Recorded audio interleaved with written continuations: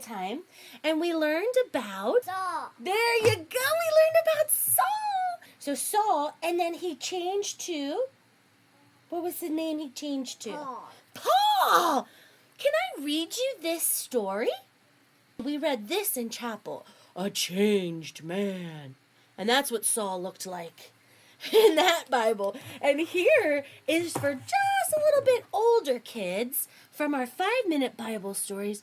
Here's what Saul looks like. And let's see what happens here. Here we go. Saul sees the light. Saul hated all the followers of Jesus. He was prepared to stop at nothing to stamp them out. And he believed that he was doing what God wanted. Many fled to Damascus. Many Christians fled to Damascus. Saul set off after them. But on the way, a blinding light suddenly flashed down from above. Crash! You see that blinding light? Woo! That was powerful. Saul fell to the ground, covering his eyes. A voice said, "Saul, why do you keep on persecuting me?" Saul began trembling. "Who are you, Lord?" he asked. "I am Jesus," replied the voice. "Get up and go into the city, and you will be told what to do."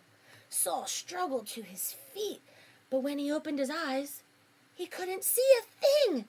His men led him into the city, where he prayed for 3 days without eating or drinking. Then God sent a disciple to him to lift the blindness. Saul began to spread the good news about Jesus in the city. People were amazed. They could hardly believe it was the same man.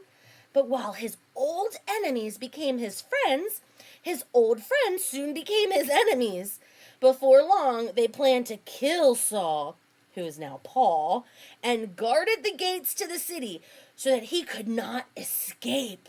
But the disciples lowered him in a basket over the city walls at night. Soon Saul began to spread the good news all across the world. So that's why we then see this picture of him being lowered down the basket. And why was he being lowered down, Edie? To tell people that Jesus is the light, is good.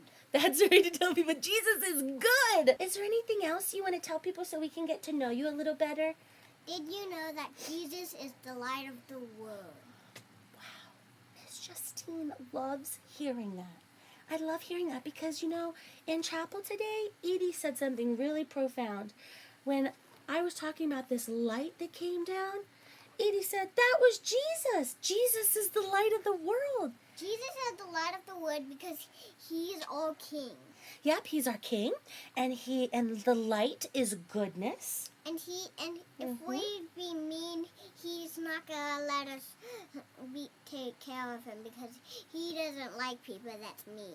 That's right. He doesn't like the darkness and the enemy and the devil, and he can always win over the darkness and the devil.